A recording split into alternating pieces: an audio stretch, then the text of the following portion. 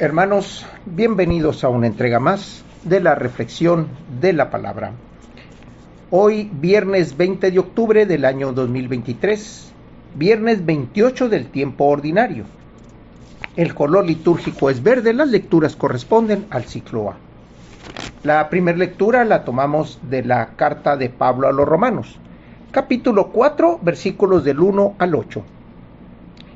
¿Qué diremos de Abraham, padre de nuestra raza?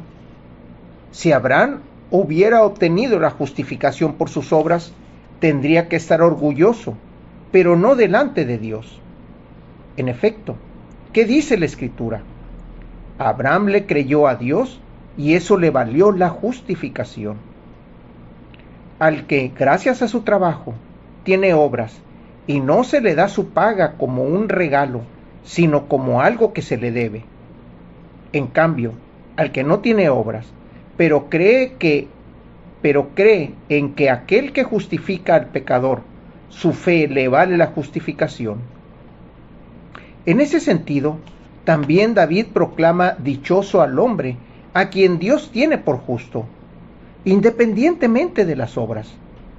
Dichoso aquel cuyas maldades han sido perdonadas y cuyo pecado ha sido sepultado. Dichoso el hombre a quien el Señor no le toma en cuenta su pecado. Pablo, en estos versos, está hablando de dos referencias muy válidas, pero también muy controvertidas: la fe y las obras. ¿Qué es lo que en verdad nos justifica delante de Dios? ¿Qué es lo que nos justifica delante de nuestro Señor? Podríamos decir que las obras, porque las obras son el fruto de nuestra fe hacia Dios, hacia el hermano, hacia nuestra comunidad, hacia todo lo que creemos que es en pro del reino de Dios.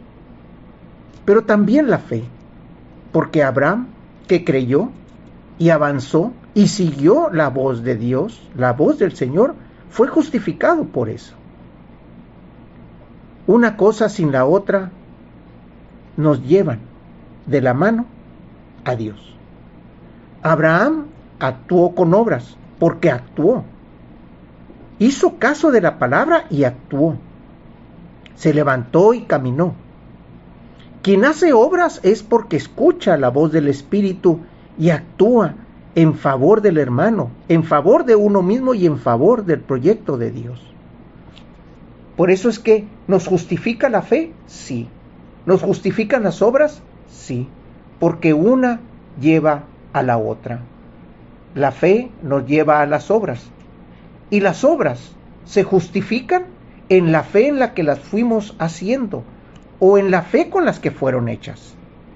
Esa es la justificación que nosotros tenemos ante el Padre y es la justificación que debemos de buscar todos los días. Nuestra fe y nuestras obras. Del Evangelio lo tomamos del evangelista Lucas, capítulo 12, versículos del 1 al 7. La multitud rodeaba a Jesús en tan gran número que se atropellaban unos a otros. Entonces Jesús les dijo a sus discípulos: cuídense de la levadura de los fariseos, es decir, de la hipocresía. Porque no hay nada oculto que no llegue a descubrirse, ni nada secreto que no llegue a conocerse. Por eso, todo lo que ustedes hayan dicho en la oscuridad se dirá a plena luz, y lo que hayan dicho en voz baja y en privado se proclamará desde las azoteas. Yo les digo a ustedes, amigos míos, no teman a aquel que mata el cuerpo y después ya no puede hacer nada más. Le voy a decir a quién han de temer. Teman a aquel que después de darles muerte los pueda arrojar al lugar del castigo. Se lo repito, a él sí tienen que temerlo. ¿No se venden 5 pajarillos por 2 monedas?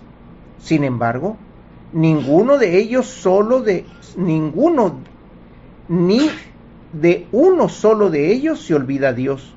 Ni por lo que ustedes tocan, todos los cabellos de su cabeza están contados. No teman, pues porque ustedes valen mucho más que todos los pajarillos.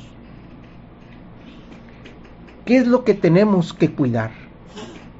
En la primera lectura tenemos que cuidar la fe y las obras. Y en esta lectura del Evangelio, Lucas nos dice: teme por aquel que te puede arrojar al fuego eterno. Teme aquel por el que te pueda matar aún después de que tu carne ha muerto. Cuando actuamos en obras y en fe, actuamos de manera congruente con nuestra creencia. Actuamos de manera congruente con el camino que se nos pide de parte de Jesucristo y de parte de Dios Padre. Por eso, cuando nos estamos acercando a la muerte o estamos al umbral de la muerte, llegan esas tentaciones. ¿Hacia dónde debo de inclinarme? ¿Hacia dónde debo de poner yo mi balanza? ¿Hacia Dios o hacia el hombre? ¿Hacia aquello que me hace ver justificado mi trabajo y mi fe ante Dios o justificarme ante los hombres? Por eso, hermanos, hay que tener cuidado con las obras, pero también con las obras del pensamiento, porque ahí también actúa el que nos puede arrojar al fuego eterno. En ese pensamiento erróneo, en ese pensamiento malvado, que si no lo sabemos controlar, puede acabar en una acción y en una obra. Por eso aquí nos dice: cuidado, porque lo que está oculto puede llegar a descubrirse. Ese pensamiento erróneo que nosotros podemos tener se puede dar o se puede mostrar, y es ahí donde el que divide, el que nos puede arrojar al fuego, Satanás, se hace presente. Tenemos que actuar congruentes: pensamiento, corazón y espíritu.